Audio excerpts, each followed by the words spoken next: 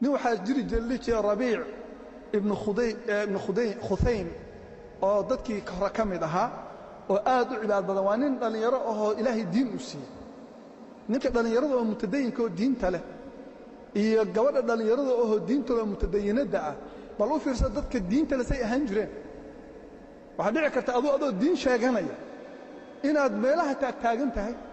oo aad macsiyada aad ka fogeyn waxa la yiri niman dhalinyaro aba sheekaystay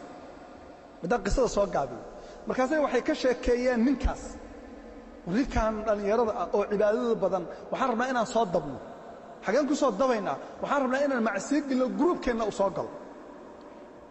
markaasay waxay u direen naag aad u qurux badan oo jirkeeda gadata oo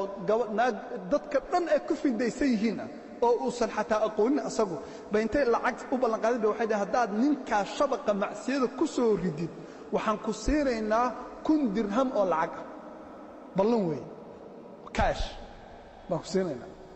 waxaad la yaabaysaan hadda ogaada macsiyada markay dhalinyarada ku dhacayaan wiilal iyo gabdhaba waxa dhici karta adiga inaadan ogeyn laakiin inay shayaatiin sharad ku soo galeen qofkii gabadha macsiyada soo galiya lacag baa la siinaya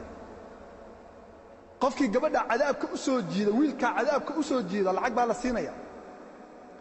gabadha way isa soo qurxisay make-upkeeda bay soo marsatay dhar qurqurxoon bay soo qaadatay indhihii bay soo qorqoratay si gabdhuhu sameeyaan waxyaabaheedii bay soo qaadatay ay contact blue bay soo xiratay ilaahi baa waxay soo xiratay ninkii oo masaajidka ka soo baxay jidka u istaagtay markaasay tiri way salaantay markay salaantay buu arkay naagtan oo isqaaqaawinayso oo rabtay inuu arko muxuu sameeyay marka Rabiica markuu arkay gabadhii ayuu fiiriyay markaasuu wuxuu yiri baa la yiri waxaad moodaa inaan u jeedo adoo ilaahay intuu ciqaab kugu soo dejiyay oo uu jirkaaga qandho ku riday xubnahaaga saan u qurxoon oo dhan ay doorsameen oo asayir saaran tahay taas ay sawiran ayuu yiri naagtu way naxday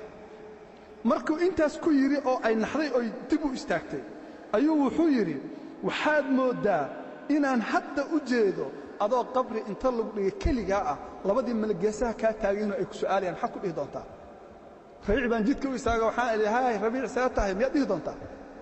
markay inta uu yiri gabadhii naxdinta ay naxda way suuxday way dhacday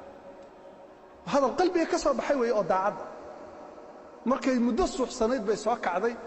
gurigeedii bay tagtay say u cibaadaysanaysay iyadoo xijaaban oo cibaadaysanaysa bay dhimatay baa kelmadaas ilaahay ku fiir hadduu maalintaas uu la qasan lahaa asaga iyo meeqa muslim oo kale fasaadin lahayd